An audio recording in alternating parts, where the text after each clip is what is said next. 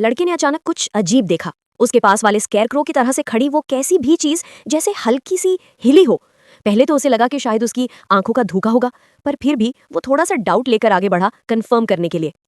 जैसे ही वो करीब गया, उसने देखा कि स्केयरक्रो के दोनों पैर बदलकर बड़े खतरनाक क्लॉज बन चुके थे।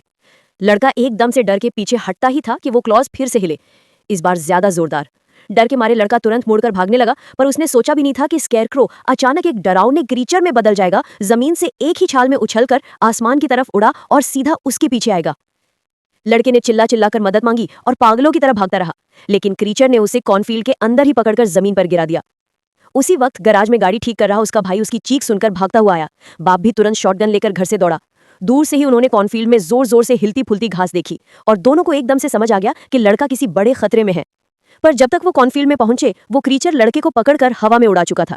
उसकी स्पीड इतनी ज्यादा थी कि बाप बेटे दोनों पीछे रह गए। लड़का आखिरी बार उन्हें आसमान की तरफ हाथ बढ़ाकर मदद के लिए चिल्ला रहा था, पर क्रीचर उसे लेकर डार्क स्काई में गायब हो गया। बाप का चेहरा शौक, गुस्से और बेचैनी से भर गया। घर लौटकर वो रात भर बेचैन रहा। उसे यकीन था बेटा बचने की उम्मीद कम है, पर वो बैठा नहीं रह सकता था। उसने फैसला कर लिया कि वो क्रीचर को ढूंढ कर ही सांस लेगा।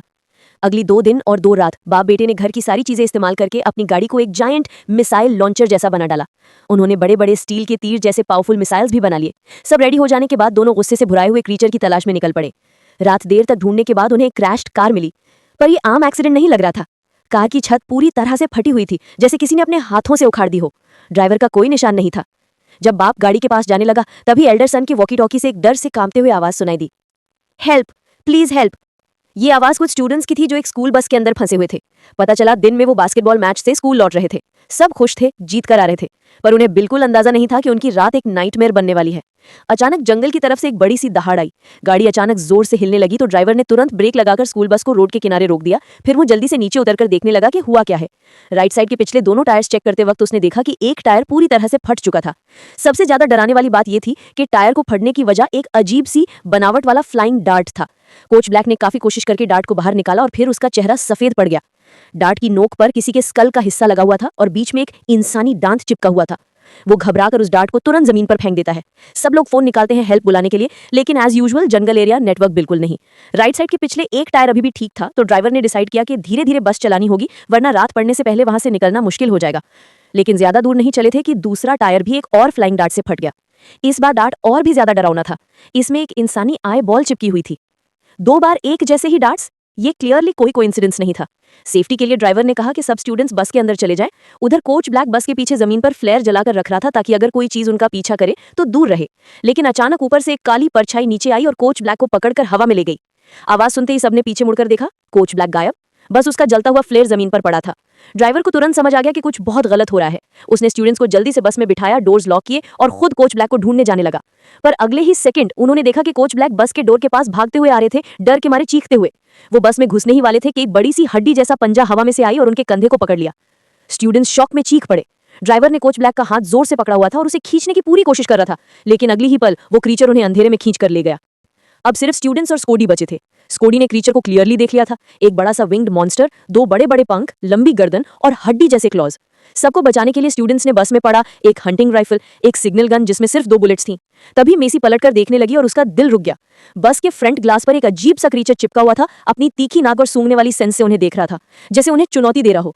लोग भी तुरंत घोड़ों की तरह कार के पीछे भागने लगे। डर के मारे हर तरफ अफरा तफरी मच गई थी। उस भीड़ के बीच वो भी जल्दी से अपने शिकार को ढूंढने लगा और धीरे धीरे उसने कार में बैठे हुए 3 लोगों को अपना फाइनल टारगेट चुन लिया। जिसके लिए सबसे ज्यादा खालिश थी लाओ है।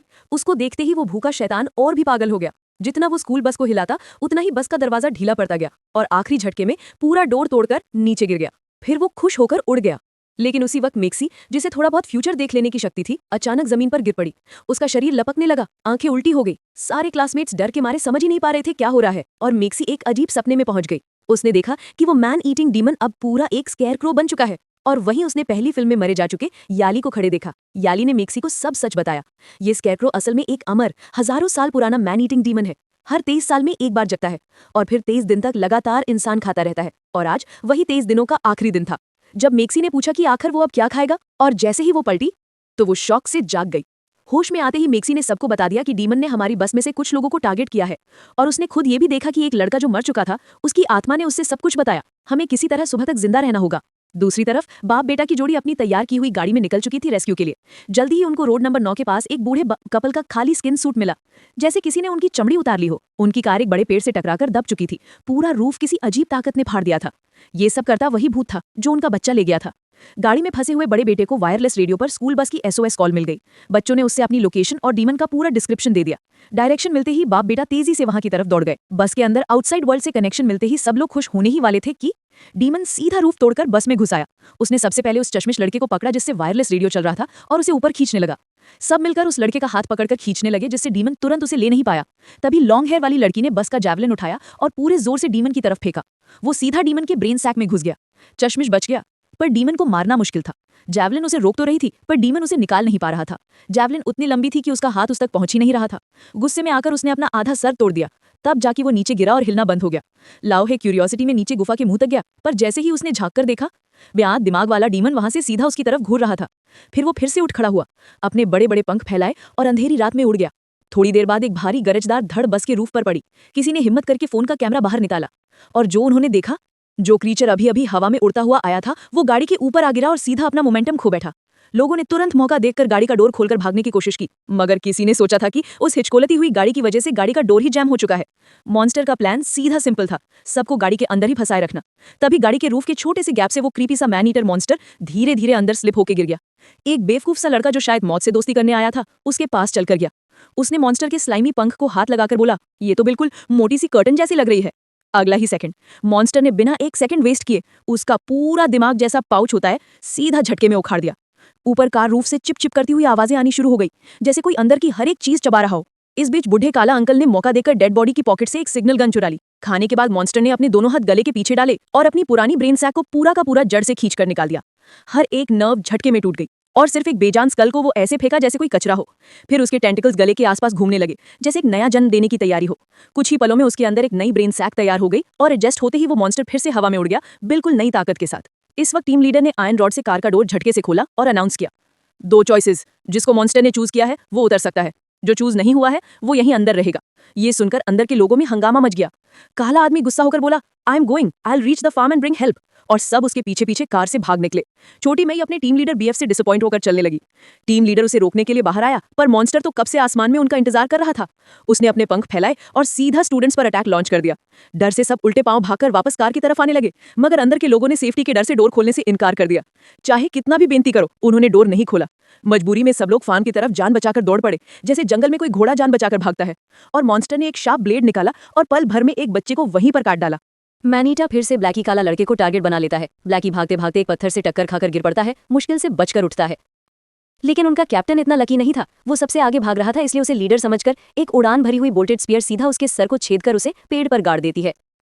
सब लोग शौक में चिल्लाने लगते हैं और मदद के लिए भागते हैं। ब्लैकी भी पिछले सब झगड़े भूलकर दौड़ कर आता है और तेजी से ब्लेड निकालता है। इसी वक्त मैनीटा फिर से अटैक करने को तैयार होता है। बोल्टेड स्पीयर को मुश्किल से खींचकर बाहर निकाला जाता है, पर कैप्टन को तो वो जानवर उठाकर ले ही चुका था। ये देख के शाओमी बिल्कुल टूट जाती है। वो जोर जोर से अपने बॉयफ्रेंड का नाम चिल्लाती है। आंखों के सामने उसे अंधेरे में गायब होता देखकर हिस्टेरिया में आ जाती है। तभी दाजुआंग और श्याओजुआंग दोनों भाई दौड़कर पहुंच जाते हैं।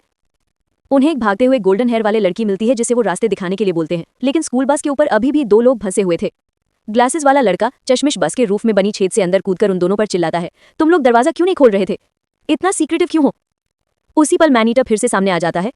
वो चश्मिश का दिमाग पकड़कर ऊपर खींच लेता है, फिर एकदम से छोड़ देता है। पता चलता है दाजुआंग लोग सही वक्त पर आ गए थे। मैनीटर अपने 2 बड़े बड़े विंग्स फैलाकर सबको डरा देता है। दाजुआंग बिल्कुल शांत नजर आता है। वो बोल्ट स्पीयर को शॉटगन की तरह रेडी कर लेता है। एकदम बैंग, पहला शॉट सीधा मैनीटर के दिल पर लगता है, उसे हवा में पलट देता है। वो तड़पकर बोल्ट को खींचने की कोशिश करता है और इस झटके से दाजुआंग की गाड़ी जोर जोर से हिलने लगती है। Steel string sound twang. मैनीटर बोल्ट को निकालते ही बो स्ट्रिंग झट से वापस स्नैप होती है और वो बोल्ट सीधा दाजुआंग की जीप के ड्राइवर सीट की तरफ आता है। खुशकिस्मती से वो सिर्फ शाओजुआंग के कपड़ों को छेद कर निकल जाता है। मैनीटा फिर से हवा में चढ़कर अटैक करता है। दाजुआंग स्टैंड्स एडजस्ट करता है और दूसरा परफेक्ट शॉट लेता है। ये शॉट उसे 2-3 मीटर नहीं बल्कि 10 मीटर दूर तक हिलाकर फेंक देता है। जब वो फिर से हवा में लीप लेता है और बोल्ट गन की स्ट्रिंग अचानक टाइट होती है, स्कूल बस पूरी की पूरी उलटकर जमीन पर जा गिरती है। दाजुआंग की कस्टम गाड़ी भी बचते बचाते हिल जाती है, पर कम से कम वो लोग थोड़ी देर के लिए मैनीटा को पीछे ढकेल देते हैं। दूसरी तरफ ब्लैकी और उसके 2 साथियों को एक छोटी सी गाड़ी मिल जाती है। वो लोग जल्दी से उसमें चढ़ने ही वाले होते हैं कि वो इंजर्ड मैनीटा वापस आ जाता है और लगता है जैसे इस बार वो तीनों को खाकर अपनी ताकत वापस लेने वाला है। तीनों तुरंत गाड़ी स्टार्ट कर देते हैं। मैनीटा उन पर सीधा झपटता है। ब्लैकी के पास सिर्फ एक सिग्नल फ्लेयर गन होती है, वो गोली चलाता है, पर इस लेवल के मॉन्स्टर पर इसका कोई असर नहीं होता। ड्राइवर लड़का अकल लगाता है, पहले वो शाओमी को गाड़ी से धक्का देकर बचाता है, फिर सीधा ब्रेक मारकर पूरी गाड़ी को मैनीटर से टकरा देता है। टकरार में तीनों लोग अलग अलग लेवल का चोट खाते हैं। ब्लैकी तो जमीन पर घिसते घिसते दूर तक रेंगने लगता है। फिर बूम, गाड़ी फट जाती है। धुएं और आग के बीच से मैनीटा फिर से उठ खड़ा होता है। वो चारों तरफ घुमा घुमाकर फ्रेश मीट की स्मेल लेता है और फिर उसकी नजर सीधा ब्लैकी पर पड़ती है।